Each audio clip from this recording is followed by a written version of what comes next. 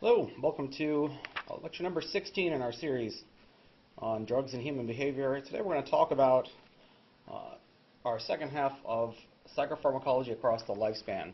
Previously we talked about child and adolescent psychopharmacology. Today we're going to talk about geriatric psychopharmacology. So primarily dealing with how drugs and psychopharmacology are different in elderly populations. It's a really important thing to consider because older adults do have considerable difficulty with processing of all drugs, in particular psychoactive drugs. So oftentimes we see significantly extended metabolic half-lives, difficulty clearing drugs from their system because of reductions in liver enzymes. So to outline what we'll be talking about, we'll first talk about a basic introduction to geriatric psychopharmacology, talk about inappropriate drug use in the elderly, talk about depression in the elderly and how it's oftentimes undertreated, then talk about the sort of two most significant diseases of aging we often consider from a psychological perspective, Parkinson's disease and Alzheimer's disease. So there are some general principles concerning the actions and effects of psychoactive drugs administered to elderly patients we have to consider. First of all, lower doses of medication are often as effective in the elderly as are higher doses in young people. Again, this has to do with reductions in metabolic clearance. So the rule of the road when it comes to treating elderly patients is start low and go slow. Always want to start with lower doses than you would with sort of healthy middle-aged person and go slower and critically evaluate all treatment options. Keep in mind that elimination half-lives are prolonged in the elderly due to pharmacokinetic changes that occur with aging.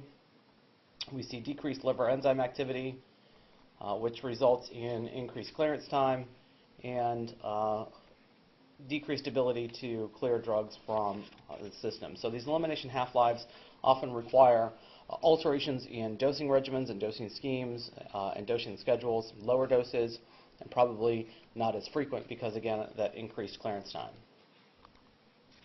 Sedative hypnotic drugs, especially the long half-life benzodiazepines, can be quite dementing in the elderly. That is, they can cause marked and often prolonged cognitive impairment presenting as memory deficiencies. So it's certainly something to be mindful of because this can be a particularly troublesome and difficult side effect for older adults to deal with. Importantly, sedative hypnotic drugs can also induce psychomotor incoordination, resulting in an increased incidence of falls, altered driving behaviors, and so on. A prescription of benzodiazepines is a significant risk factor for hip fracture and other difficulties from falls. So it increases the possibility or probability of an older adult falling and also increases the probability of some sort of hip fracture or other damage from those falls. So other things to keep in mind, depression and comorbid anxiety and depression are common in the elderly and do need to be addressed and treated.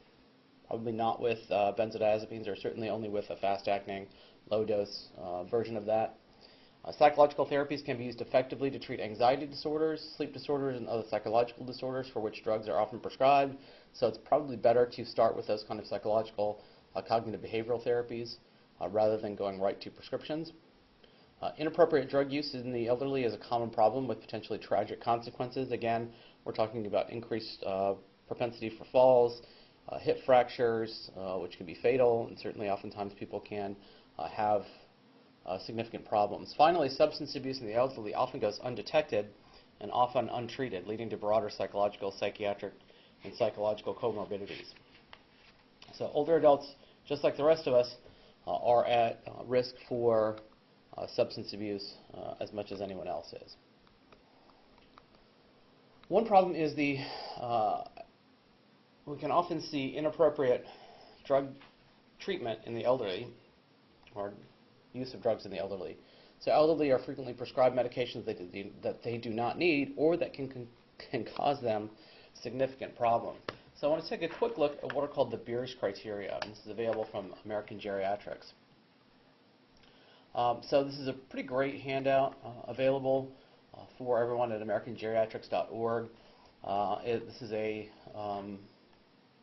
not-for-profit organization that takes a look at drug-related problems and has a whole list of drugs and why they should be avoided. So for example, diphenhydramine is only appropriate for use in older adults where there is a severe allergic reaction. It might be appropriate.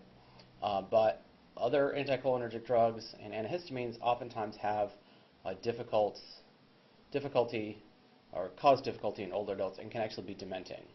And there's this whole list of here, and I suggest you look at this in more detail, but there are a variety of drugs that are probably best not used in older adults because of their resulting side effects. So this is a very long list, but for our drugs that we've been talking about, tertiary tricyclics are probably to be avoided. Antipsychotic drugs should not be used to treat behavior problems in older people with memory disorders. We're going to talk about that here in a bit. All barbiturates, again, probably avoid benzodiazepines. And the list goes on. There are issues with some estrogens and testosterone because of their cancer-causing effects. But again, take a closer look at this. And it's certainly something to consider as your parents and grandparents start to have some issues. It's always nice to have these resources available. There's also a medication appropriateness index we'll take a look at next. Antipsychotics should not be used to control dementia-related aggression. And we recommend avoiding drugs that produce cognitive inhibition, unwanted sedation, and bizarre behaviors and or drug-induced delirium. And so you want to watch out for these. Again, cognitive inhibition can be caused by a variety of drugs, including drugs like diphenhydramine, which is Benadryl. That is also in a lot of sleep aids, so we'll probably watch out for that. And then unwanted sedation can be caused by those drugs, as well as benzodiazepine sedatives. Again, these can lead to falls and hip fractures. This is the medication appropriateness index. You can use this to try to decide if drugs are appropriate. Is there an indication for the drug? Is the medication effective for the condition? Is the dosage correct? Are the directions correct? Are the directions practical? Are there clinically significant drug interactions? Are there clinically significant drugs, disease, condition interactions?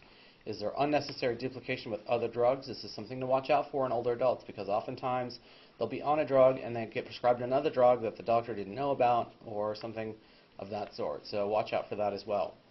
Is the duration of therapy acceptable? And is this the drug the least expensive alternative to compared to drugs of other utility? So this is a pretty handy way to try to decide about whether or not medication is correct. So one problem in older adults is the undertreatment of depression.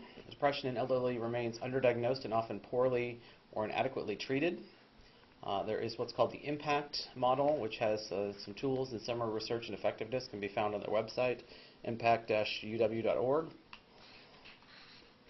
So it's certainly important to make sure that older adults are being treated appropriately and diagnosed appropriately. Problem with treating depression in the elderly is coming up with an appropriate drug that works well for them. Paroxetine, escitalopram, and mirtazapine or Remeron seem to be the most effective. For those 85 years or older, Remeron has been shown to be safe and effective. 50% of participants had a reduction in depression score from 17 to 7. And they gained about 1.5 pounds, about 1.3 pounds, which is beneficial in somebody that age. Oftentimes, getting people of that age to eat and eat well and not lose significant amounts of weight can be problematic. And so oftentimes this is an avenue to explore. Some concerns about the use of antidepressants with the elderly. There's a relatively low rate of response, often not as responsive to these drugs as others. There's increased risk for stroke, myocardial infarction, risk of suicide, seizures, and falls. The presence of an anxiety disorder comorbid with a depressive disorder correlates with poor incomes for depression treatment. So all of these are things to keep in mind and to try to explore some alternatives. Parkinson's disease is a significant problem in many older adults. It certainly can cause long-term problems. You can see, for example, Muhammad Ali, who just passed, spent 30 years suffering from this disease, so it's an important area to try to understand and make sure it's treated. The clinical features of Parkinson's disease include bradykinesia, which is a slowness and poverty of movement, some muscle rigidity, a resting tremor, which usually abates during voluntary movement, so the tremor goes away while they're moving. Some impairment of postural balance, leading to disturbances of gait and falling. Without treatment, progression over 5 to 10 years to a state of severe rigidity and loss of movements in which patients cannot care for themselves. It's a very difficult thing for the patient and loved ones to live with. It's certainly something for us to understand and to try to make sure that we come up with the best treatment possible. Classic treatment for Parkinson's disease is levodopa. It's a precursor drug to dopamine. Parkinson's disease, as we've discussed previously, is due to a loss of dopaminergic neurons, primarily in the basal ganglia and the substantia nigra. So increasing levodopa early on seems to help that. So levodopa is a precursor compound in the biosynthesis of dopamine that crosses the blood-brain barrier, and then in the central nervous system is converted into dopamine, replacing the dopamine that is absent. And so this is the most effective treatment for motor disabilities. Its mechanism of action, it's administered orally. 95% is converted to dopamine in plasma. Side effects can include nausea. There is a carbidopa-levodopa combination called Sinemet, which has fewer side effects than levodopa alone. Some limitations of levodopa therapy: its efficacy goes down after a while. Symptoms will fluctuate, and so it's only effective for about 5 years of treatment. And so it is a short-term treatment that has to be replaced with other treatments later on.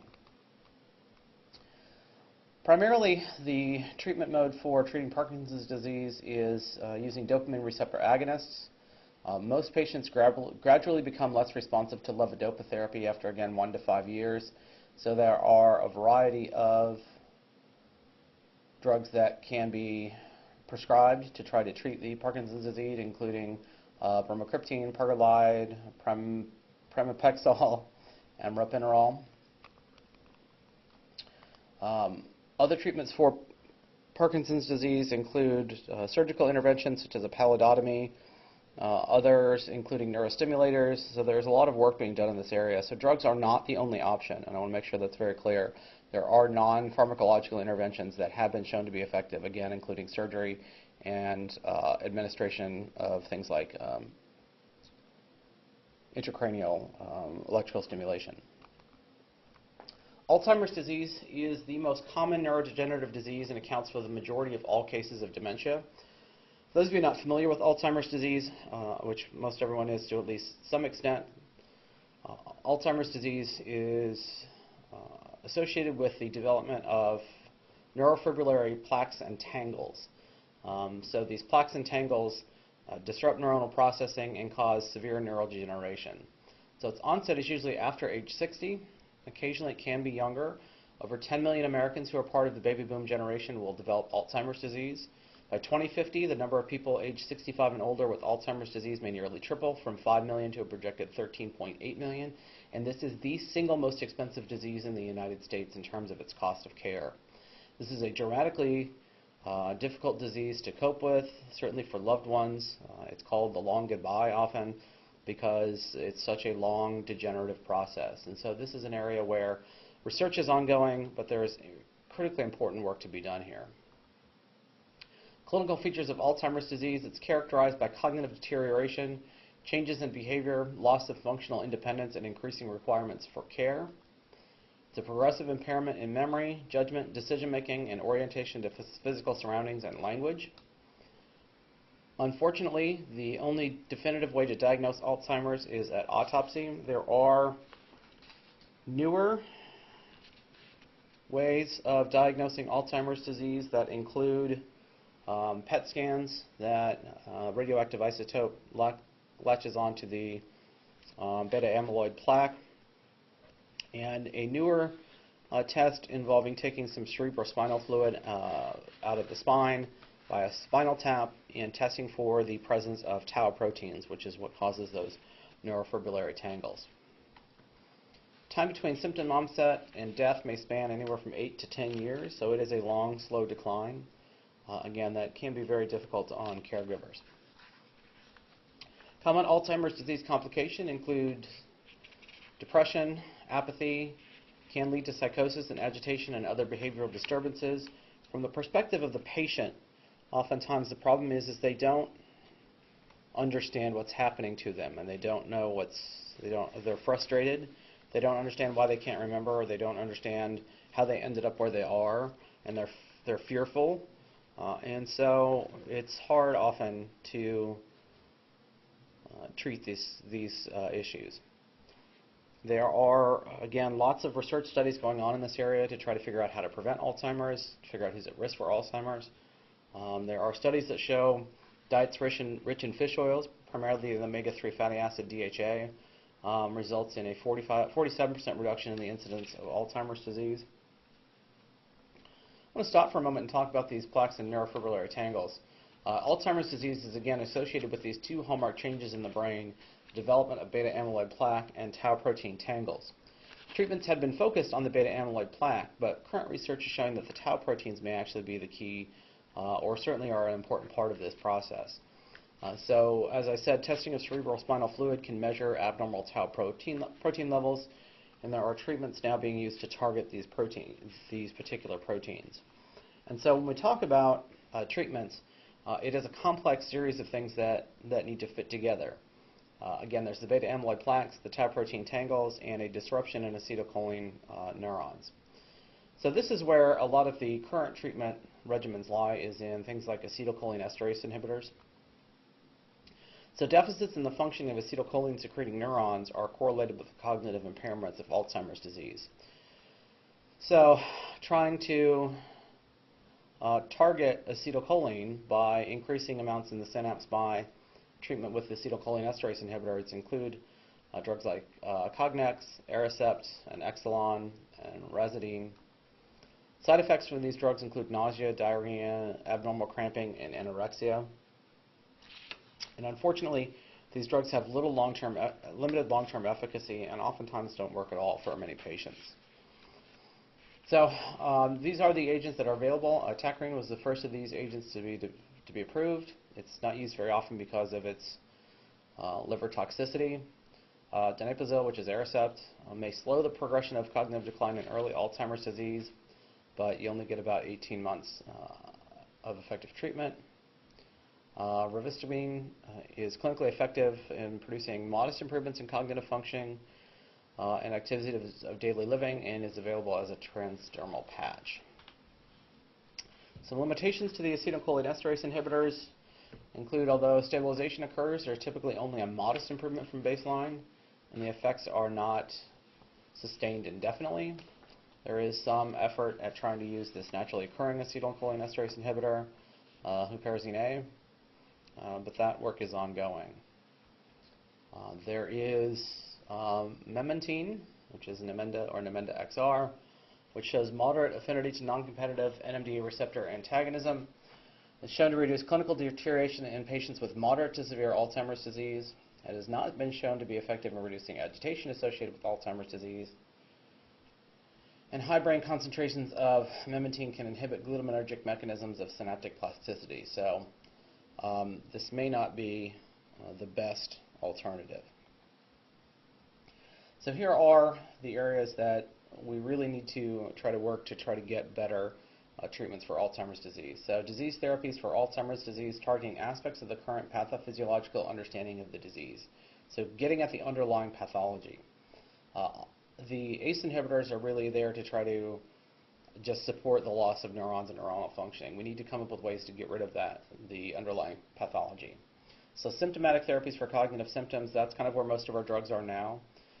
Symptomatic therapies for other neuropsychiatric symptoms, so ways to deal with aggression that aren't just simply supplying antipsychotics and making people zombies.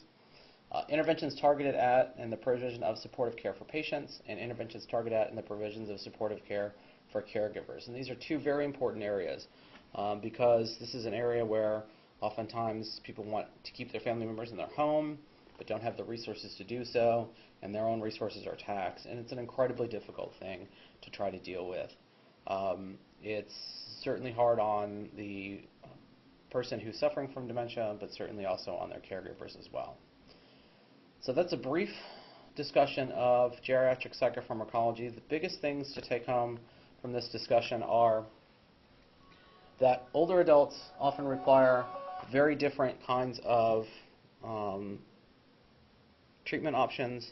We have to go slow with them, and we certainly have a long way to go in terms of treating some of the major problems with aging, including Alzheimer's disease and Parkinson's disease.